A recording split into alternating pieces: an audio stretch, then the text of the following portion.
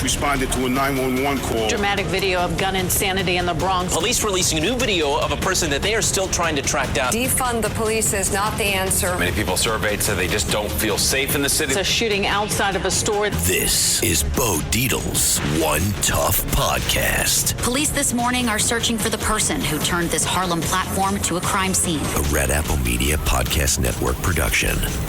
Now, here's Bo Dietl. Welcome to Bo Dietl's One Tough Podcast. Another great episode. But today I got somebody I know about 40 years, and I never realized what he really was like. I know him socially. He's one of my best friends. But more important is I heard a podcast that he did with some guy. I didn't even know who the guy was. And when I started to listen to the podcast, I couldn't shut it off. One of the most interesting people that I've ever met in my life, and your history and your career is remarkable. And thank you so much, Michael, for coming on my podcast. And we'll start from the beginning, okay, Mike? And thank you for your service. You're also a veteran. I was a draft dodger. I didn't go into the service. I was playing copper here in New York City when I just should have went into the service. I went to the Marine Corps in Floyd Bennett Field. I was going to join up. And then all of a sudden they said, you're 2A, you're deferred because of this cops crap.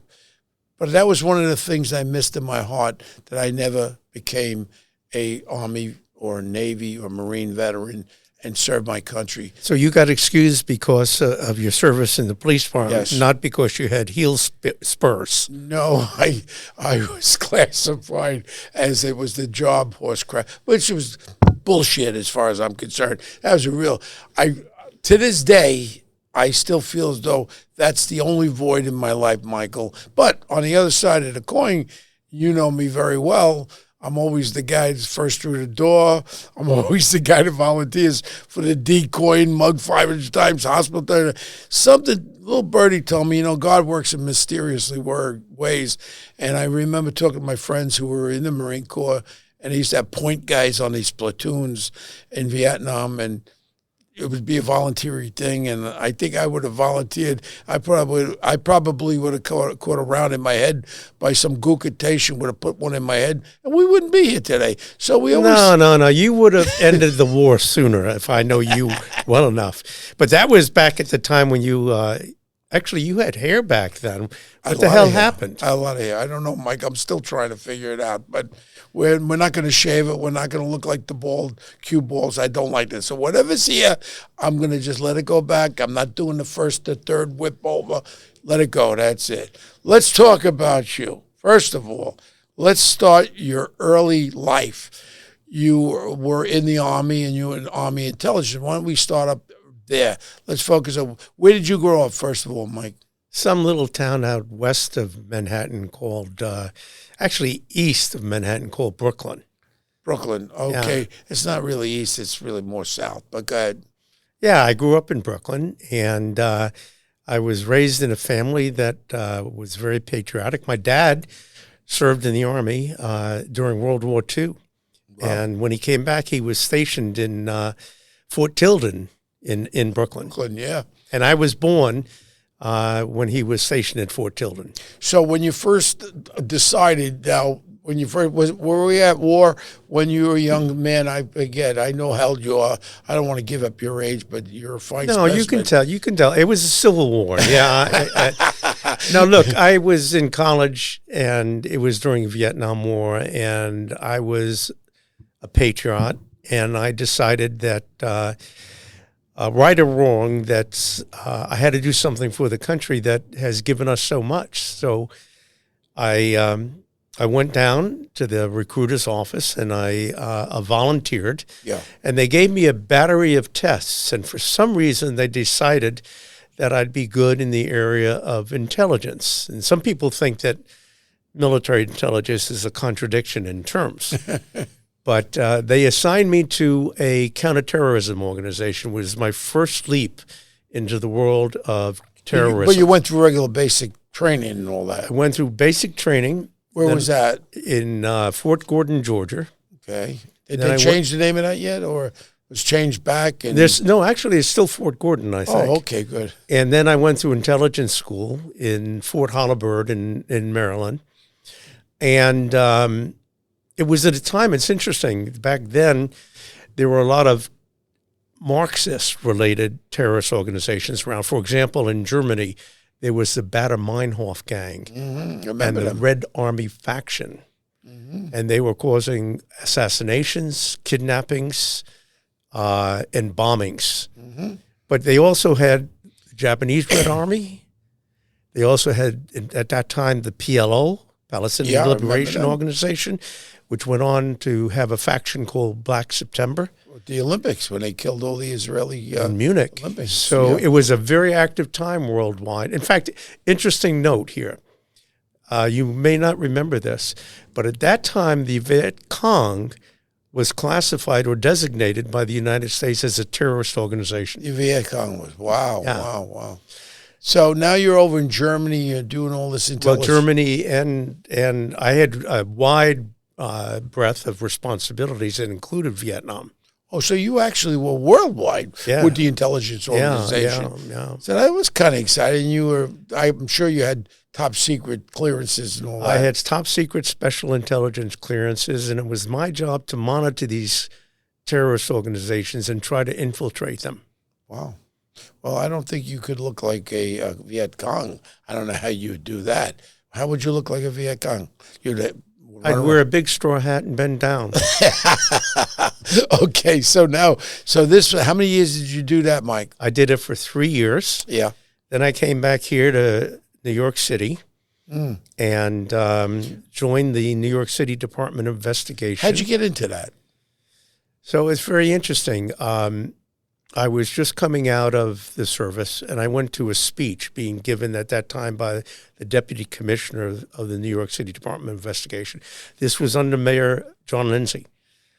And after the speech, his name was David Dawson. After the speech, I went up to him, introduced myself, told him I just got out. He said, "We really need someone like you because we have major police corruption investigations going on." This is pre-NAP. This was just before. I mean, literally just before NAP. So I was on the force when NAP was there. So it was at the time of the Serpico incident. And they didn't want to use ex-police or current police to investigate police. So I had the background in counterintelligence and counterterrorism, and they hired me at the DFI and assigned me to the police squad, which was under the chief of detective's office. Yeah, I had a degree in criminal justice from John Jay at the time. Well, I'm not impressed with that. Well, what you should be impressed with, though, when I went through John Jay, it was located at the New York City Police Academy. Well, John Jay that I went to was on the west side, and I'll never forget, I never even attended. And I attended 2 classes, and sociology and all kinds of crap. It had open enrollment. I was the only white guy in there. All these guys with these big afros were there, and then I would start to talk, and they'd say, "Well, you're a cop." It wasn't a great atmosphere, so I never went back. What was I got in the mail? I had a B average, so I'm not that impressed with John Jay College of whatever it's called. Well, when I was in there, every one of the students, it was just before open enrollment, was carrying a gun. Oh, and so the professors couldn't flunk you, even if they wanted to. Well, maybe that's why I didn't get flunked. But during that time, I'll never forget, I just came on, and my mom, God rest her soul, it was the front page of the Post, and this comes into play with the NAP Commission with Serpico, and she goes, Richard's my real name. She goes, "Richie boy," she goes, "you're going to make an extra $560 a month because you're getting assigned to Queens. That's for your first command." Look in the paper. They had the amount of money in each borough being made by the plainclothes guys. I said, "Ma," I said, "I'm not going to be a corrupt cop. I'm not taking no money. But it says right here you're going to get this extra money every month." I said, "Come on, Ma." So that brings it to light with what you did was made it a better place for guys who are honest like me. And I'll be honest with you, I never was involved with any kind of corruption like that, taking money and all that. It ain't in my DNA. But what you did with the NAP Commission, and I had met Serpico a couple of times in my life, and David Dirk was his So boss. David Dirk is the one that took him to the New York Times. So Serpico came on the job. Frank Serpico came on in 1959. And he was a patrolman assigned to, I think he was at the 81st in Brooklyn. Yeah. Later he went to the 89th in Brooklyn. Yeah. And he was a very idealistic, honest cop. And the first thing he was introduced to, particularly when he became plainclothes, was the pad. And we called that back then the grass eaters. You know, they would overlook violations. They would do a little protection work. And they'd each get a weekly check, not a check, cash. Cash. But then when he I heard about these things, but I was never involved with this shit. Of course not. Then, of course, he went on to be part of plainclothes narcotics. And that's when he met what I call the meat eaters. Those are the guys that are taking big bucks to protect drug dealers. They would steal drugs. They would sell drugs. Well, you had the sector cars. They had the different sectors that were on the pad, too. Right. Like I was up in East Harlem there. They had the sector. They wouldn't give up their sectors because they had certain places where they would get their monthly monies, which I learned about after the fact. See, back then, if you had taken the money, you would have been dressed better. But look, he complained about it. He went through the system. No one did anything. Yeah. David Dirk, who was a lieutenant, he convinced them to go public. He was my lieutenant in the 2-5. He was a graduate of Amherst University, I really believe. Very intelligent guy. Very, very fun guy. He liked me because I was a very active guy. And I'll never forget, we're up in Mumbles, the joint Mumbles on 3rd Avenue. And on the menu it said raspberries with Grand Marnier. And we were drinking quite heavily that night, and we had dinner. And the next thing is they came with the raspberries, and he goes, there's no Grand Marnier in my raspberry. I'm saying, David, his first name, David Dirk. David, shut the fuck up, please. I says, stop it. I'm going to report you to Consumer Affairs. I says, shut up already. But he was a very idealistic guy. If he didn't put Grand Marnier in his raspberries, he wanted his Grand Marnier. Well, these guys, God rest his soul. Both David Dirk and Frank, their actions led to the Knapp Commission, and indeed they helped change the direction of the New York City Police Department. Changed it for me, too. But it almost cost Frank his life. You know, he got set up. Yeah. Was that truly a setup on that? We never proved it was a setup, but I fully believe it was a setup. Yeah. His backup just happened to arrive late, and he got shot in the head on a drug bust deal. Well, my friend did in the Brooklyn, movie. in Williamsburg. My friend did the movie. It was Martin Bregman did Serpico. And I was not doing movies at that time. I was just a young cop at that time. It was a great movie, really, I think a fabulous movie. And it does show up that he got set up. I don't know that for a fact. Sometimes if you're in the wrong place at the wrong time, you could get shot too. And all the other contributing factors didn't help him by not having backups and all that kind of stuff. So we'll leave it there. I mean, you don't have any actual facts that he was set up. I don't. But my gut tells me he was set up. Yeah. Yeah. So then you worked with that, and you brought to light, you made the police department, for me, a better place because I was an honest cop, and I wouldn't want to go into a department that was corrupt. I mean, as it was, a lot of times when we would hit drug locations, guys would say to me, I grabbed some. I said, I'm leaving. You know, I wouldn't report them, but I just say, I'm leaving. I don't want to hear this bullshit.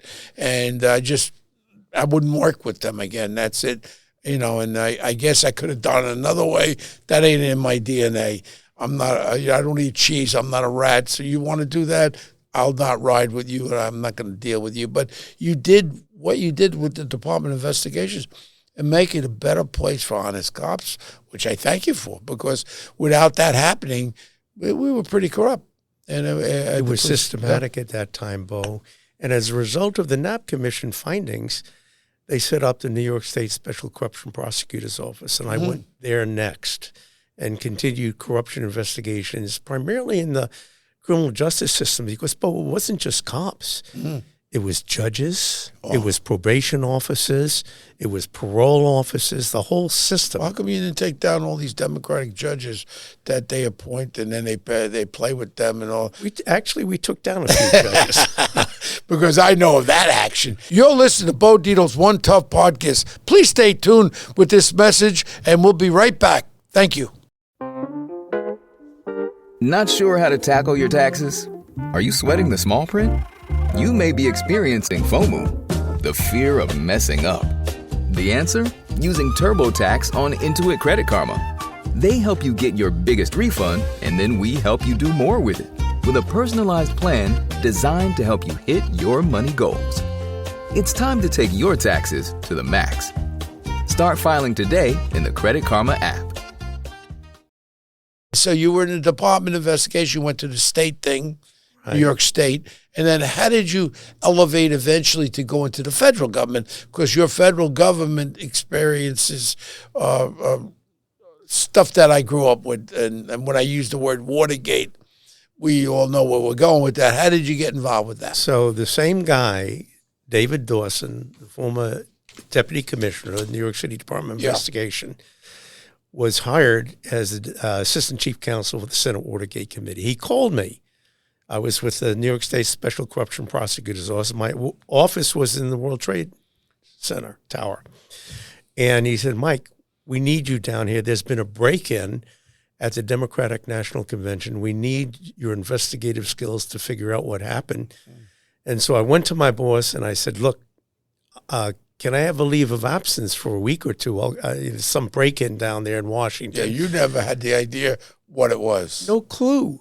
No clue. Little did you know you're going down to the biggest corruption in the U.S. federal history. Well, first of all, I was after working at the Department of Investigation and the Special Corruption Prosecutor. Yeah. I thought I knew it all. I thought I was pretty smart. Mm-hmm. I worked on organized crime, corruption cases. So I get in my car and I drive down to Washington. And the first thing is, I don't even know where the Senate office building is. I had to ask someone, where's the Senate office building? What do you want to know? I said, I'm going to be working there for a couple of weeks. Turned out a little bit more complicated than just a break-in, Bo. And I stayed for 2 years as the senior staff investigator for the Senate Watergate Committee. I got to tell you, the first month, remember what I said earlier, I was a very patriotic guy, always have been. I said to myself, are we doing the right thing for the country? Because you knew it was directing itself towards Nixon. Exactly. And he was gonna be the last one holding the bag here. And I was really, the first month or so, I was worried about that. I said, is this really what we should be doing? Did we have any rats? I don't remember specifically. Did people actually flip that it went all the way up to Nixon? Because this is important. I mean, you guys did a great investigation. So you had people that flipped and said that he had knowledge of this. Well, first of all, you had Deep Throat. Yeah. And he was an FBI, senior level FBI. And Nora Ephron's husband was the one. So he was feeding information to Woodward and Bernstein. I know Bernstein. But on the Watergate side, you had John Dean, who was giving essentially state's evidence, if you will. And then, of course, you had Alexander Butterfield, who just died last week, who was the one that told us that there was a secret recording system in the Oval Office. Now, did you actually get subpoenaed to go into the Oval Office and recover that? We got a subpoena for the Watergate tapes. They fought it in the court. It went all the way up to the Supreme Court, and we won. And then you were able to actually subpoena and go into the Oval Office? Wow. Absolutely. Wow. And I just want to make sure that it's clear. After the first month, when I had this angst about whether I no longer had the angst. When the facts started rolling in, I thought to myself, these people think they're above the law, and the country's future is at stake here. Mm-hmm. So I worked as hard. We all did. We worked 24/7. And bottom line is Richard Nixon resigned. A number of people went to prison. Some of his top aides went to prison. Mm-hmm. Who was the guy that ate the rat? What was that guy's name? Put his hand over the candle? That was Liddy. G. Gordon Liddy. G. Gordon Liddy. What was his aspect? I forgot. So he was the one that was running the plumbers, if you will. And you know, And then this now all of a sudden opened up the thing in Panama and the Central America about the guns and all that stuff and supply. that was Iran Gate. But this was part of it. Am I correct? No, Iran Gate came after, but you know, there's a lot of gates that came after Watergate. Okay, but this was the first one when you took down the president of the United States. One of the most unbelievable things, and then the other things came after that. That was that. But so now you work with the Senate. How long did you stay with the Senate investigation? I spent 2 years with the Senate Watergate Committee, and don't forget now, I was in my 20s. I was a kid. Yeah. It was a real eye opener. This changed my whole philosophy about government. Mm-hmm. Well, I mean, you saw the good and the bad, the real bad part of it. And that's just something that really can set you straight. So when do you end up leaving there to go into the private area? Well, no, I stayed in government for a few extra years. So right after Watergate, I was hired to be chief investigator for something called there's a long name, National Commission for the Review of Federal and State Laws Relating to Wiretapping and Electronic Surveillance. We called it the National Wiretap Commission. It was a presidential commission to look into, basically, my job was to look into illegal wiretapping throughout the country. From there, I became the chief investigator for the then newly established Federal Election Commission, doing investigations of wrongdoing in federal elections. Mm-hmm. Then I went back to the Hill. Well, I think they need you back on that with the cheating with the federal elections. Mike, you should just saddle back up. You know, the Federal Election Commission has always been relatively toothless, unfortunately. Mm-hmm. But from there, I went back to the Hill, and I ran for the House of Representatives the Koreagate investigation, which was started because of a very wealthy Korean called Tungsten Park. I remember that. Who was coming back from Korea through Canada. He was stopped by our customs in Canada. Mm-hmm. And they opened his briefcase, and they found a notebook. And in the notebook, there was a long list of senators and congressmen with dollar signs and numbers next to their name. Wow. And that started a major investigation into undue influence within the United States. Did you arrest any senators and all that? Well, I was on the Hill. We didn't arrest. We just did an investigation. We turned our findings over to the FBI and the Justice Department. Yes, a number of congressmen went to prison. Otto Passman from Louisiana. It had anything to do with what happened in Staten Island with that? The Staten Island with the congressman there, with the Arab? Was that involved? That was another scandal. This is like the scandal du jour we're talking about. Washington is never without. Did you work on that one too, Mike? I did not work on that one. That was very. But I did leave. I had one more stint in government before I went and founded my own company, and that was at the State Department, where I was put in charge of investigations and audits over the U.S. Foreign Assistance Program, a multi-billion-dollar program. Essentially, I was Inspector General for the Foreign Assistance Program. Yeah. And then once you finished all this, you decided to get your own shingle and open your own thing. How did you end up leaving the federal government? Yeah, I decided, I'm grateful for the time I spent in government. The education was... But I had this yearning to be an entrepreneur. Mm-hmm. And so I'll never forget, I took whatever I had in my pension, which at that time, I think I had about $10,000. And I opened my own company, the Fairfax Group, in the basement of my house with a plastic desk and a rotary phone. And what year would that be, Mike? That would have been about 1980, 1981. And then you started the Fairfax. And I started the Fairfax. Well, I ended up meeting you around probably when I retired in '85, and you had a stellar reputation of being involved privately, not even your foundation of your investigative ability, but was what cases you worked privately, you were all over the world investigating, and you had a great stellar reputation. I always admired you because I was a little rookie guy from the police department starting my own investigating company, and I always looked upon you as being one of the godfathers along with my friend Jules Kroll. And I says, I want to be like Mike and Jules there. And some of the cases you worked on privately without, digging into privacy. Gosh, first of all, I knew you'd be successful, in large part because of your book, One Tough Cop. We knew that you had the tenacity to succeed, whether it's in the police department or whether it was in the private sector. But my first big case out of government really came to me because of my service on the Watergate Committee. Because of former Watergate special prosecutor Henry. Tremendous contacts. Henry Ruth, God rest his soul, called me up and said that General Electric had a problem about trade secret thefts. Was Jack Welch there? Jack Welch was there. And I was hired by General Electric to look into the theft of their intellectual property, trade secret theft. And I wound up putting an undercover agent into the GE plant up in Schenectady, New York. It was a gas turbine division. Mm-hmm.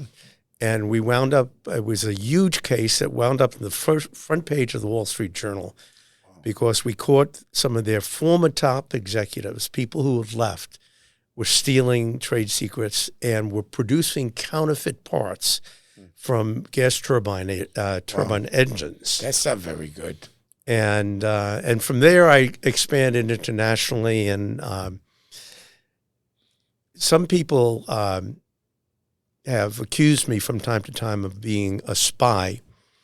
And one of the people that did accuse me of being a spy actually accused my company, the Fairfax Group, of being a front for the CIA, was the former Prime Minister of India, Rajiv Gandhi. Wow. Because I was hired by the finance minister, his own finance minister in his own government, in his own party, the Congress Party, to look into violations of the currency control laws in India. Wow. And while I was doing You're lucky that... you didn't get whacked. Well, they tried to, actually. While I was doing that, I discovered a secret bank account in Switzerland called the Mont Blanc account. And it wasn't a violation of currency laws.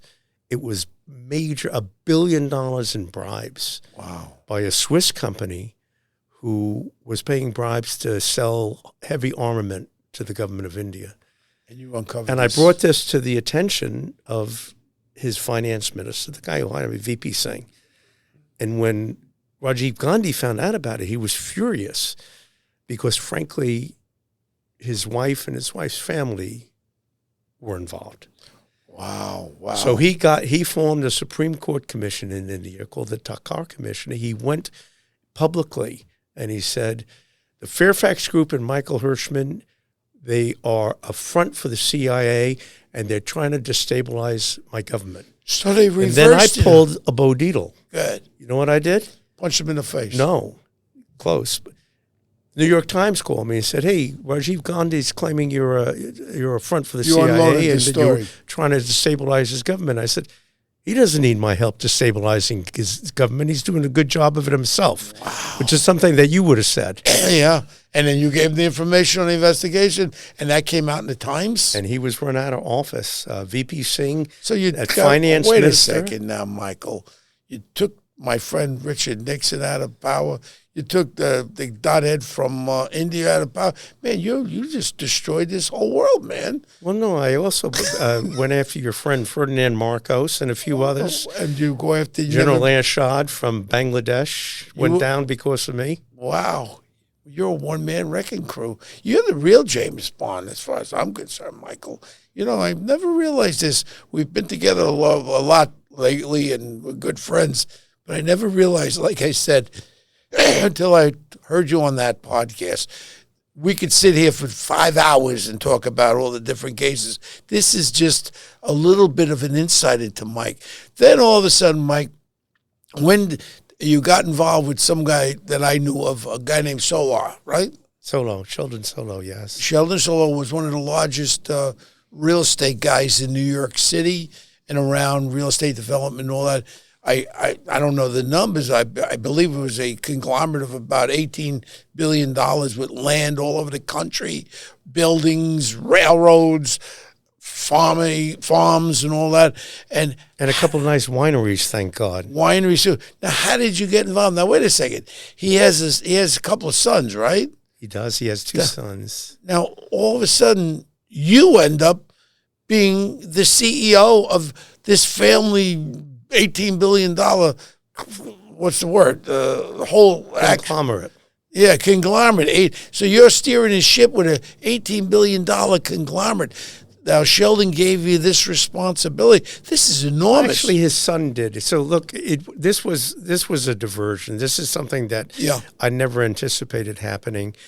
For 35 years, almost 40 years, as long as I've known you, I was an advisor to Sheldon and a friend of Sheldon. And he trusted you. And he trusted me. I did some very sensitive work for him on mergers and acquisitions and investigations. And he died in 2020. And did you know that he had in his mind to leave you as far as to help run this whole thing? So I knew his sons when they were growing up, Stefan and Nikolai. And Stefan and I also became very, very close, and Stefan became the executor of the estate. Yeah. I was named as a trustee, and Stefan asked me to become CEO. I thought I'd be there for 6 months, but it got a little bit more complicated. So I've been wearing a number of different hats.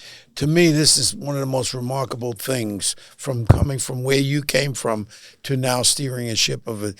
And we were involved together probably in one of the great projects that I truly believed in was the advent of the possibility of us getting a casino on the east side of the most beautiful pieces of land in New York City on the water. It was your proposal, I think, was $12 billion. Revenue, affordable housing, every active museum for democracy, parks, four acres of parks. It was one of the greatest proposals. And I'm not because you're sitting here. I lived and breathed it because I believed in that. And it's just a shame that never came to fruition. You put your heart and soul in there for years, and then all of a sudden politics come into play, not reality. And as I said, I was with you for a couple of years with that, and it had to be a great disappointment when when you didn't get that casino, which would have been a great profitable entity for New York City. Am I correct? It's a great disappointment indeed, but that piece of property is still the largest piece of undeveloped property in Manhattan. It's a disappointment because the state of New York, the city of New York, are the real losers. We weren't the only bidders from Manhattan, but no bidder from Manhattan got a casino license. And where else should there really be a casino? In the Bronx? I don't think so. No, and then on top of it, we have the greatest restaurants in the world in Manhattan. You have Broadway shows in Manhattan, and this you needed nothing. You didn't need the city to give you any land. You didn't need the city for anything, and your proposal was giving money to the community around it. I went as far as to help you. We got the okay to have a satellite precinct right near there, which would enhance the population around this. Your casino was underground. Every aspect of what you put together was one of the most remarkable projects that I ever saw. And to this day, I can't understand. A golf course in the Bronx, and then you got the aqueduct racetrack with all the Asians over there, and all the way in the ass end of Queens. And now you got my friend Steve Cohen. Obviously, Steve, and I still can't understand how Steve Cohen can own a baseball team and a gambling casino. I think there's a little bit of some kind of a thing here, no? You know, that's a very good point. I don't believe that casino owners should also own professional teams. I mean, there's a strict prohibition on professional athletes gambling. So there is a bit of a conflict there. But look, Bo, it is what it is. I'm sure that Steve will do a good job in building out this casino along with Hard Rock. That's his partner in this. Yeah, I'm very familiar with Mr. Allen. And life goes on. Yeah, but I tell you what, right now, You're disappointed. I know why you're really disappointed, because Yeah. you were going to be head of personnel and you're going to hire all those cocktail waitresses. And no, you told me that I could, and that was part of the deal. No, it was just an exciting project, and I was really elated when I learned really what it was, what you were putting into the whole. It wasn't just to rip the money out of the city and rip people. It was to give back so much. And if there was people with right minds, instead of thinking about their own advantages, to weigh this out, it would have been a real winner for New York City and New York State. But more important is, Michael, you're my friend, you're family to me. And you were at my wedding when you jumped off the boat, off the gangplank. I'm glad you lived. And Michael was at my wedding, and he decided to go swimming off the gangplank. it was a hot day, Bo. And all I can say is, thank the good Lord. If I fell in the way he fell into the water, I wouldn't be here today. Michael's a great swimmer. He's in great shape. And I got a question for you, Bo. Go ahead, Michael. You mentioned James Bond Yeah. earlier. Given what London is like today, given what the UK is like today, what would James Bond's profile be? Would he be a Muslim today? You know, it's just, it's all over Europe. It's all over Europe. I mean, hold on. We don't have to go to Europe. Let's just go to Gracie Mansion here in New York City. I mean, what's going on is I feel like I'm in a nightmare. And I like people to advance and all that kind of stuff, but I really believe that when you start to target things that you don't like, if you don't like Jewish people, you don't like Israel, and you target that for your advantage, I am not supportive of that. I'm live and let live. You want to be a Muslim? You want to be a Jew? You want to be a Christian? Let you live. Don't come after me. Don't try to change what my beliefs are. And that's what the only thing I don't like about what's happening in London, in England, in Europe, and that's what's happening. And we might be starting it right here in New York City next. I love this city, and I'm going to keep fighting for this city. Well, I'm with you, brother. I love New York as well, and we shouldn't paint all Muslims with the same. No, I say that. I say that with respect, because I know a lot of Muslims. The radicals on any side. And you don't change my thoughts and my values. What I believe in what you believe. If I want to eat a bacon, lettuce, and tomato sandwich, I like bacon. I'm sorry. And now you can't change me for not liking bacon. I can make it as simplicity at that, right? Oh, you're a unique guy, and I love you. All right, Michael, I want to thank everybody. We could have spoke here. I know we have a time sequence here, but we could talk about this for a long time. Michael, how do people ever find out more about you? Is there some place where they could go to see more about you? Well, they can either go to Wikipedia or they can talk to all of my ex-wives. Okay, but Wikipedia has this down pretty well? Yes. Good. Well, I want to thank everybody. This is really an interesting guy, and I'm very proud to say he's one of my very close friends right now, and I'm happy that he is my very close friend, and I'm looking forward to being together with him a lot longer. And remember, tell people, One Tough Podcast. Tune in. Till next week. We'll see you. Thank you, Michael. Thank you, Bo. All right.